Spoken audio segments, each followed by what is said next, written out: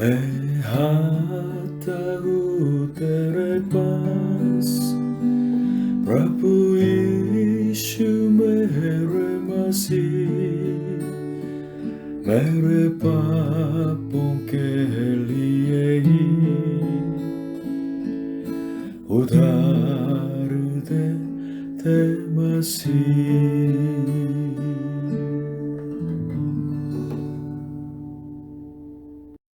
Hallelujah. प्रभु यीशु मसीह जी आप सभी को आशीष दें। मनुष्य अलग तरीके से जीते हैं।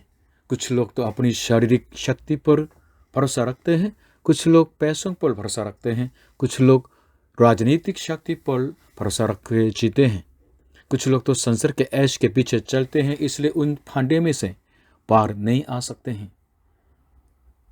क्या सिद्धांत होगी जिसके द्वारा हमारे जीवन में सबसे उत्तम अर्थ और मूल्य तो मिल जाता है? कैसे व्यवहार करें ताकि हम बाद में न पछताएं? बाइबल इसको कहते हैं बुद्धि।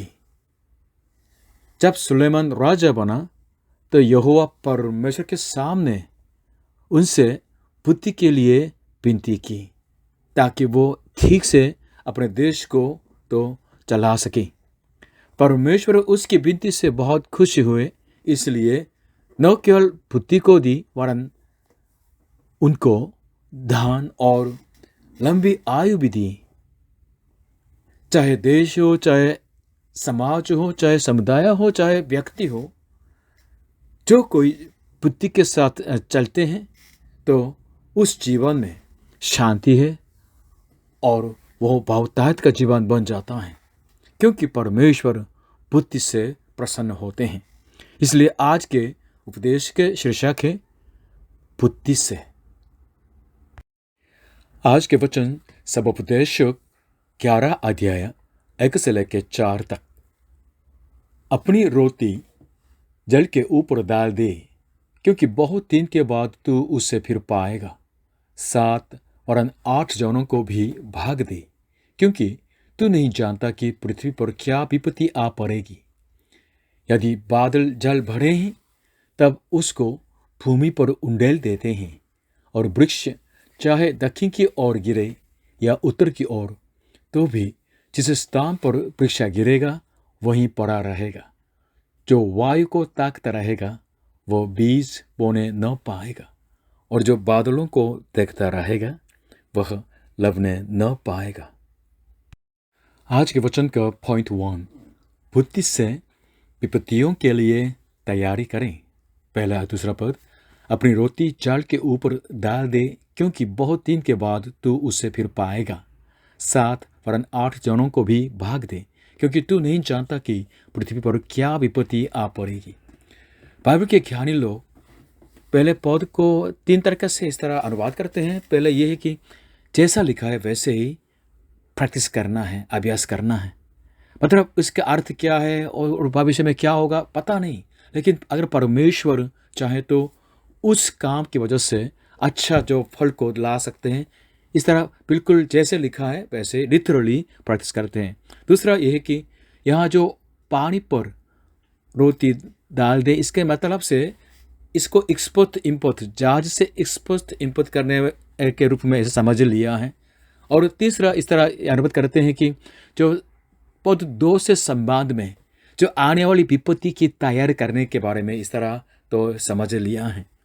हाँ, जल के ऊपर पानी पर ऐसे रोटी को डालना तो लगता है कि बिल्कुल अर्थहीन है या नुकसान है, लेकिन थोड़ी देर बाद वो वास्तव में नुकसान नहीं और बिल्कुल व्यस्त नहीं ऐसे प्रमाणित हो जाता है, क्योंकि परमेश्वर उस काम के द्वारा भी हमें तो फल लाता है।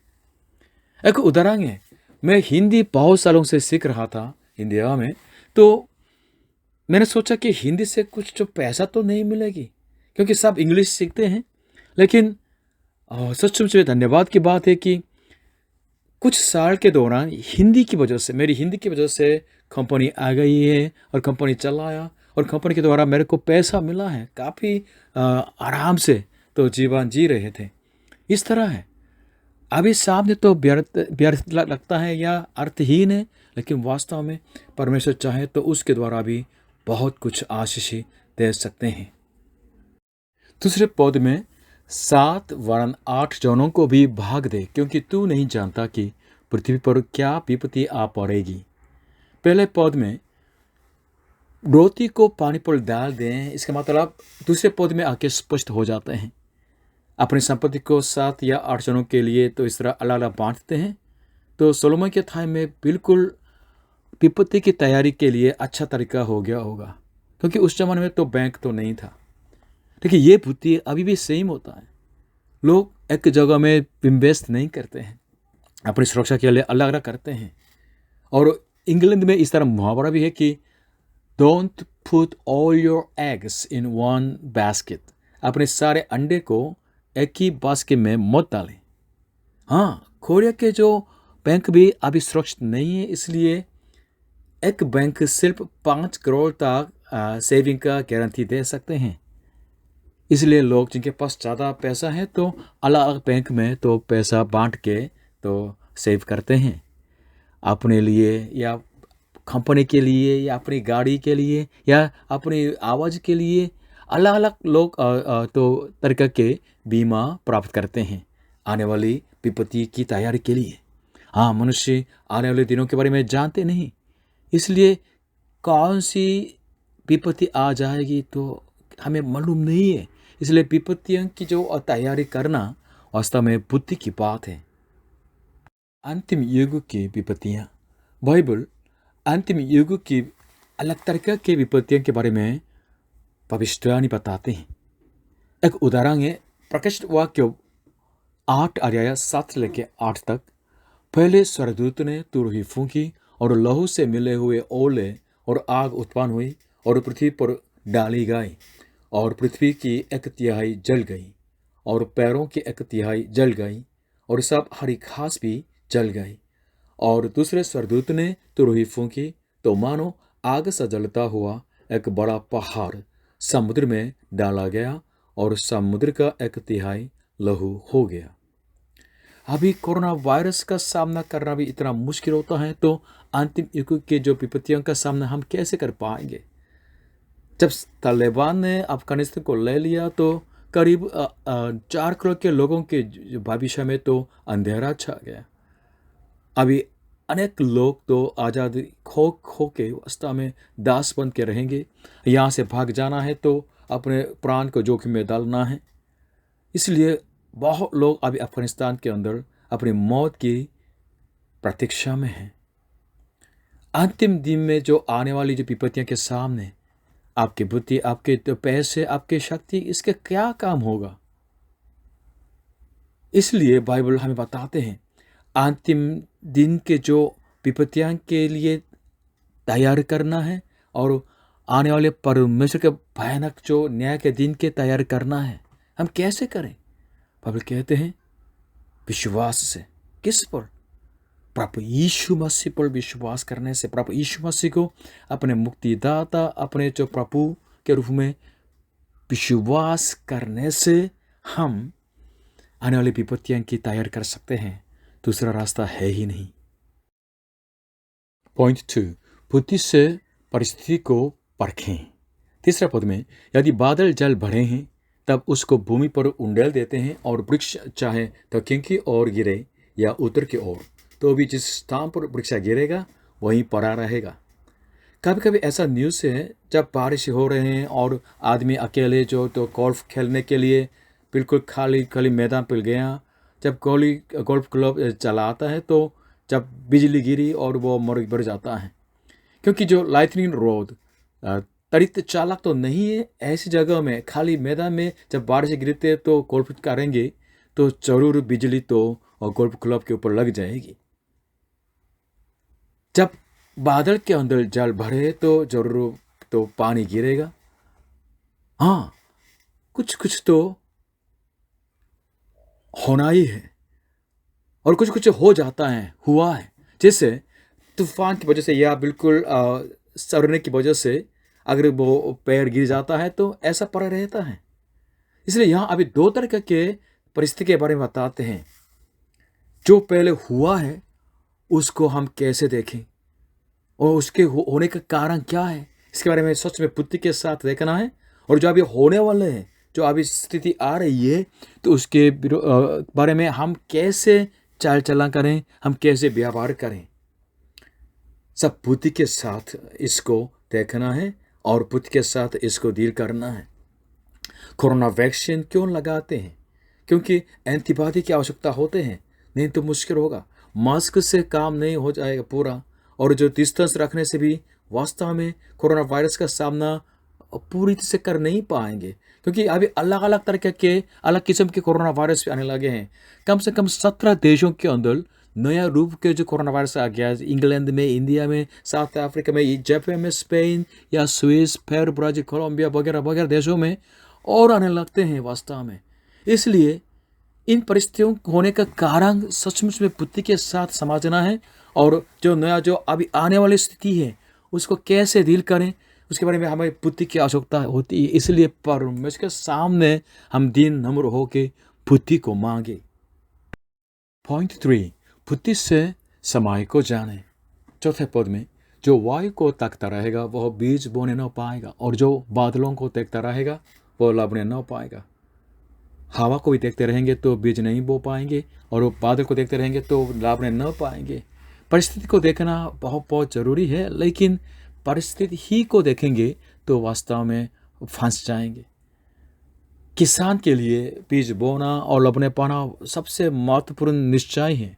अगर इसमें गड़बड़ है तो पूरे साल भर के जो किसानी में गड़बड़ आ जाएगा। ठीक टाइम पर बीज बोना और लाभने पाना, ये तो सचमुच में आज तरह सोच के व्यापार में लाना है।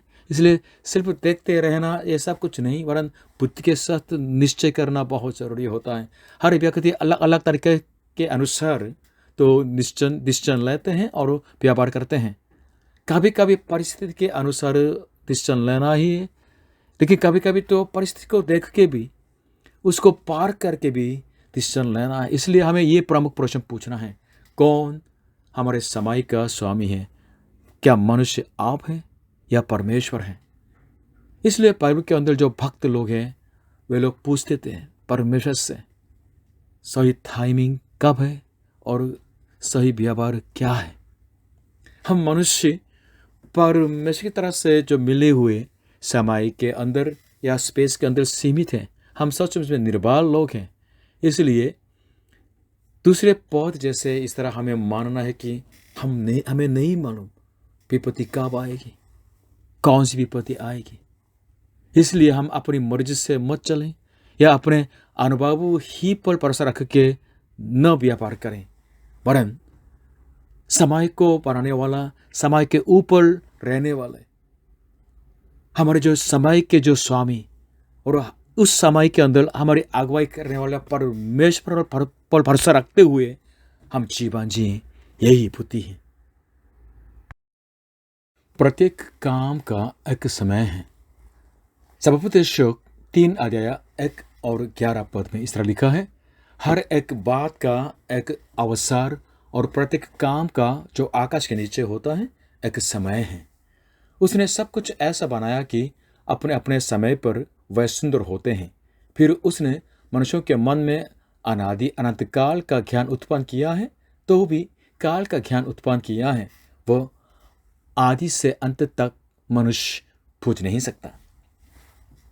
वायु को ताकते रहेंगे तो मन में डर बैठा रहेगा, बादलों को देखते रहेंगे तो मन में चिंताएं बढ़ती जाएंगी।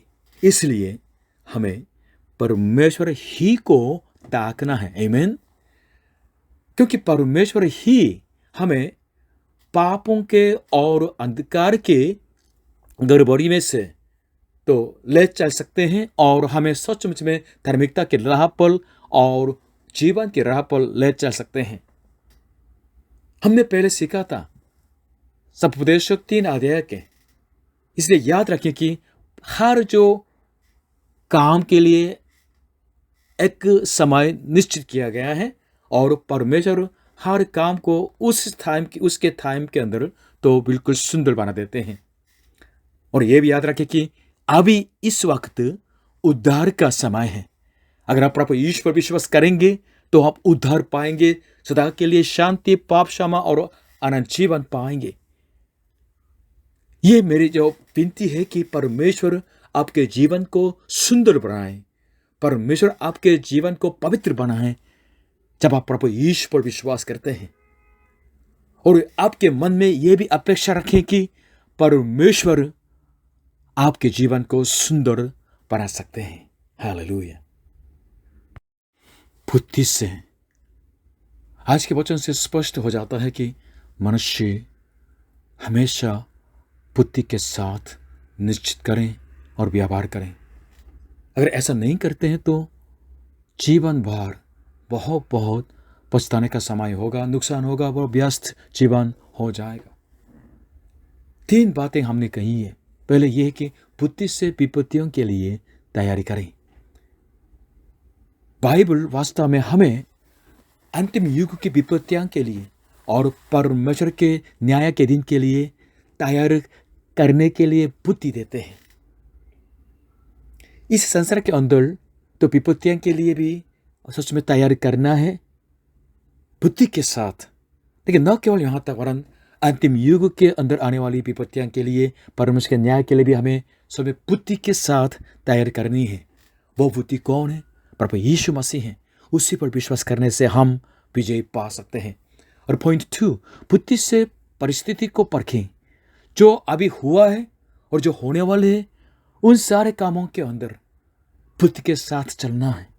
परमेश्वर आपको बुद्धि दे ताकि आपके जीवन भर के इन सब कामों के अंदर, परिस्थिति के अंदर सचमुच में विजय पाएं। प्रभु यीशु को जानने से, प्रभु यीशु पर विश्वास करने से सच में आप बुद्धिमान बन जाएं और सारे कामों में सफल हो जाएं। और पॉइंट 3, बुद्धि से समय को जानें। हमें ये याद रखनी है कि परमेश्वर हमारे समय का स्वामी है और आपके जीवन के स्वामी है। और ये अपेक्षा करें कि परमेश्वर आपके जीवन को बहुत सुंदर बना सकते हैं। हम पापी मनुष्य, अगर हम हमारे सृजनहार परमेश्वर को, हमारे जीवन के स्वामी को, हमारे मुक्तिदाता प्रभु यीशु को पाएंगे तो सचमुच में प्रभु यीशु हमें, हमारे जीवन को सुंदर बना सकते हैं। जिस जीवन के अंदर परमेश्वर आके उपस्थित होके, क्रियाशील होके भला काम करते हैं, उस जीवन से और बुद्धिमान जीवन कौन हो सकता है? प्रभु यीशु पर विश्वास करें तो प्रभु यीशु आपको परमेश्वर की धार्मिकता के राह पर, अनंत जीवन की राह पर ले चलेंगे। प्रभु यीशु पर विश्वास करेंगे तो आपको दंड न मिलेगा और परमेश्वर उनके अंतिम न्याय के दिन में प्रभु यीशु की वजह से, आपके दिल के अंदर प्रभु यीशु के लहू की वजह से, तो आपको स्वीकार करेंगे, आपको सदा के लिए धन्य करेंगे। हालेलुया। प्रभु यीशु मसीह हमारी बुद्धि है, सारे मानव जाति के लिए, आपके लिए बुद्धि और परमेश्वर की मुक्ति है। हालेलुया। प्रभु यीशु मसीह आप सभी को, आपके परिवारजनों को, आपके जातियों को और आपके देशों को आशीषित करें। हालेलुया।